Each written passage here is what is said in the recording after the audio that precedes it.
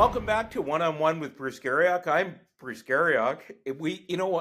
I had to have you back, Dean, because you were my first guest on the Bruce Garriock show last year, and you sewered the name so much that they changed it to One on One with Bruce Garriock because of the way you dumped on the name of the show. I mean, you caused change. Well, I'm not sure I dumped on the name of the show. I just thought it should be the show named after you since you're the only one who's a consistent portion of it.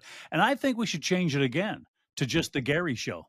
Yeah, Forget the Gary. Bruce and the Yeah, Osh just at call the me. end. Just go with Gary. Yeah, they just call me Gary at the Yeah, rink they'll just call you anyway. Yeah. Gary anyway. Yeah. I always tell that story about Guy Boucher. He could never remember my name, but he always said, Gary, you mean a lot to me. Gary, never had the Anyway, heart to tell him it wasn't your name. yeah, well, whatever works. Um, Good to have you back, though, Dean. And as we speak, the Ottawa Senators are struggling a little bit as they prepare to face the Edmonton Oilers. Let's just talk in general about what you've thought of the start of the season. Obviously, they aren't where we expected them to be, but it's early. It's Yeah, it's very, very yeah. early. Yeah, for sure. It's very early, and you know what? If the problems were in another area, it wouldn't bring up the scar tissue. But these guys have had problems in the early going with goaltending and playing defense, and those are two long-standing things in people's claws because for the longest time, those two have been major problems. And those two, I think, most of us thought after last year, especially the last half of last year, that those two issues had been solved, and that was primarily why this team became a playoff team. They had better numbers in goal, and they were far better defensively. And so I think when in the early going you don't see the results you want, you spend less time looking at the things that they've done well, and there have been plenty of things they've done well. But you do, it's human nature, I think, to focus on those things that are, old scars and, oh, they can't play defense and, oh, they can't get saves. And that's the stuff that rushes back into people's minds. And I'm not saying that it's not legitimate. Those two issues right now are issues right now. Um, but again, as you mentioned, it's early. One of the things, so that every team faces during a season, and uh, the Senators are obviously facing it early, probably to the tune of 25 or 26 games, Dean, is the loss of Captain Brady Tkachuk. And he's out with ligament damage to his thumb. He had surgery in New York last Thursday. Um, the best case scenario is 6 weeks. The most likely scenario, people tell me, is 8 weeks. How do they adjust to life without the guy who leads them into battle every night? Well, that's difficult. We've often said, in this town, all across sports, not just hockey, it's not so much the number of players who are injured; it's the importance of the players who are injured. Well, Ottawa only has one injured player, which shouldn't be a big deal. The problem is it's the most important player on the team. If you look at this team, there's no question that Tim Stützle is the most skilled player on this team. But the most important player on this team is Brady Tkachuk because he is so much of their personality. He is their leader. He is the guy that, as DJ Smith used to always say, he drags them into the battle. And, his personality becomes the personality of this team. And without him there really is no way for a player to replace him. He's not the kind of player where you can put another guy in and he'll do the Brady stuff. There is no player like that on this team. In fact, there's no other player like that in the league by and large. If you're looking around the league for power forwards that can also produce points themselves, but play that power physical game, that's a really short list. And some people don't believe there's only one or two names on it, and Brady's one of them. So there's no player that they're picking off the roster and moving them up into Brady's spot and saying, you're the new Brady. So it's got to be by committee, number one. And number two, it has to start with, a real adherence to the philosophy of defending first and having that mindset, number one. But number two, really being religious about sticking to the system. Your system and your willingness to do the work to play defense, because offense is fun and it's important, but defense requires hard work and diligence in doing it properly. And so it's harder. It's harder than producing offense by and large. That's why players love scoring goals and hate defending them, But, I think while Brady is gone, if they can stay around 500, keep their heads above water, that would be great. And the way I think they go about doing that is, first of all, they have to get saves, number one. But number two, they have to have a recommitment to team defense, and they have to adhere to their system. They have to be religious about that because the system can save you. From losing one major part, the system can save you. But you have to be devout. You have to be able to say, no matter what happens in a game, good or bad, we don't change the way we play.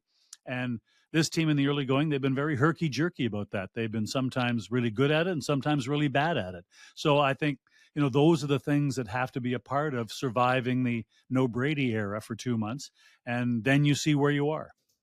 The system can save you, but you also have to get saves. And Linus Allmark knows that he hasn't been good enough. His numbers are not good enough as we speak. He's making $8.25 million a year in the new contract he signed at this time last year.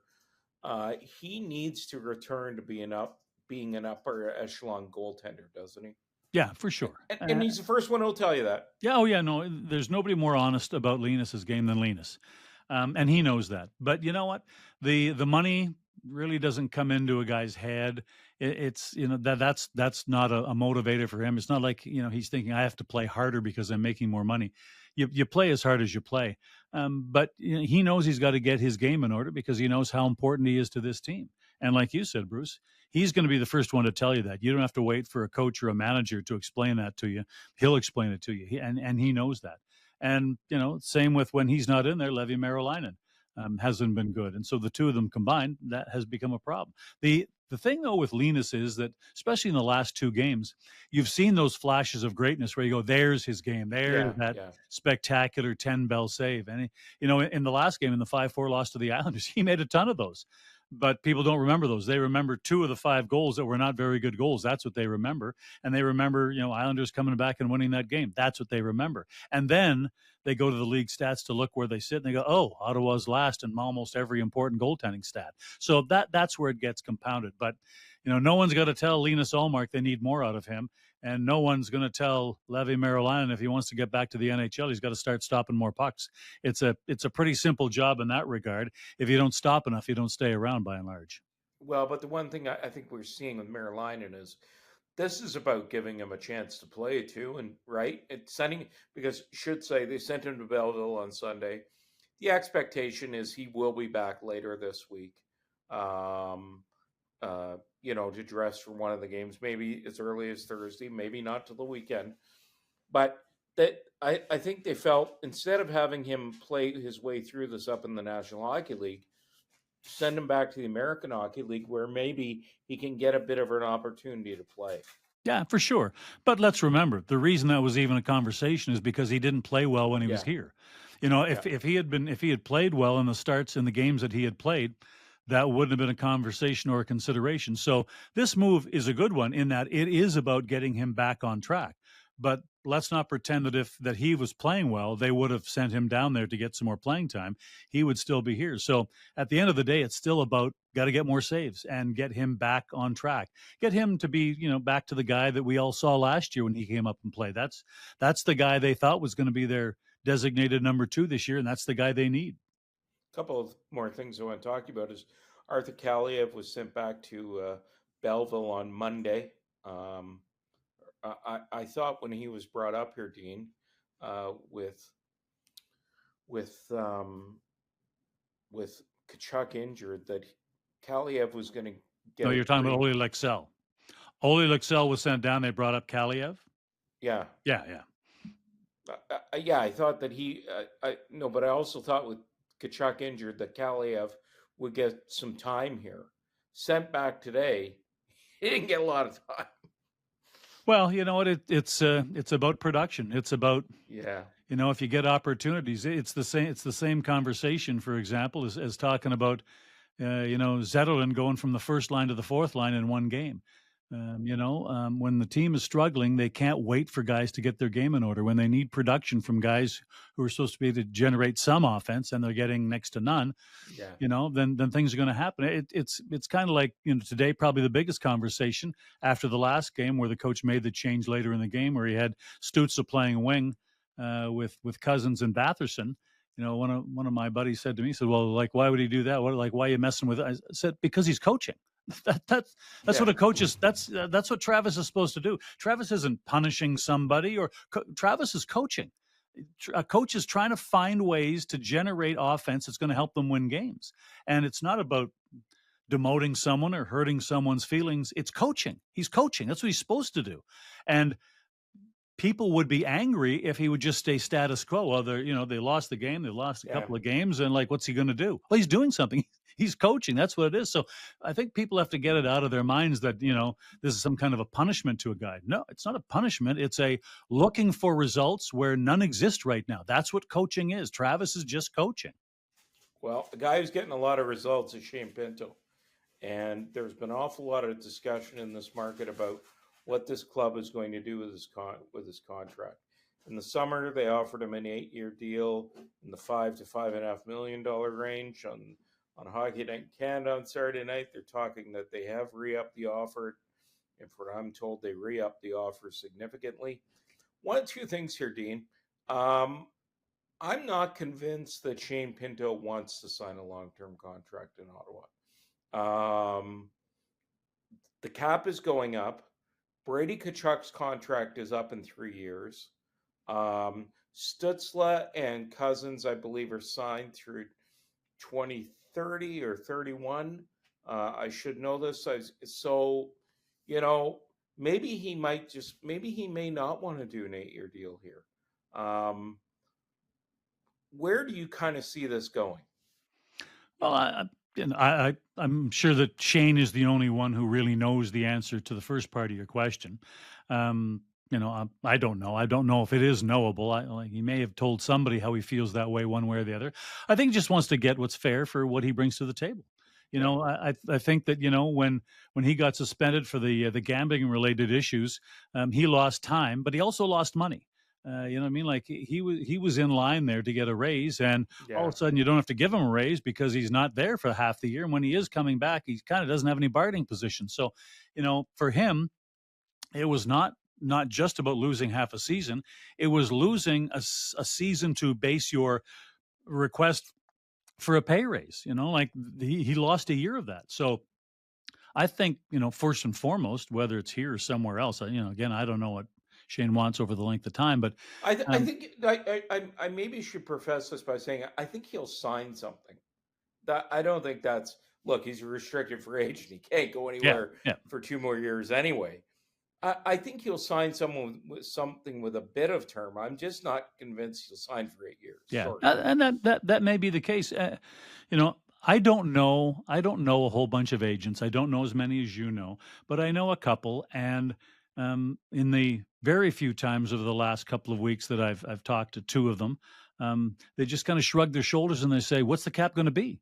Like the league, and this actually is a good news story. The league is generating revenues at a pace higher than they thought they would. That's a good news story for this game. It's also a good news story for players who get 50% of all the revenues in this league. And so if you're an agent and you're advising your client, unless your client just wants the security of having an 8-year deal, and they're willing to just live with the fact that, in the back part of their contract, they might be far less than market value at that time. And some guys want that, and there's nothing wrong with that. But, if you're Pinto and you're heading towards your next contract and you already think that, you've got ground to make up because of things that have happened in the past, you want to make sure you put yourself in a position to do as well as you can. And so, maybe it's better to sign a 4-year deal and see where the cap goes, because you might not be, taking yourself off the table for the next 4 years after that if you sign an 8-year deal. And maybe it has nothing to do with, do you want to stay long-term or not? It's just you want to stay long-term, but you want to make sure that you don't sign something that in 4 years is going to be very club-friendly and not friendly to you. Well, it's going to be interesting, Dean, to see where this all goes as the course of the season goes on. And of course, we're going to have you back again because there's a long list of people who won't come on with you. So, because if we can't find anybody else, we know you're available. If that's what people always say with Dean Brown, if you can't find anybody good, call Dean. He's always home. Great to have you, Dean. Good to see you, and we'll talk to you soon. Thanks for joining One-on-One with Bruce Garriock. For Bruce Garriock of Post Media, I'm Bruce Garriock. I just appreciate being on the first Gary show. It just runs smooth as butter. Yeah, really good. What a finish.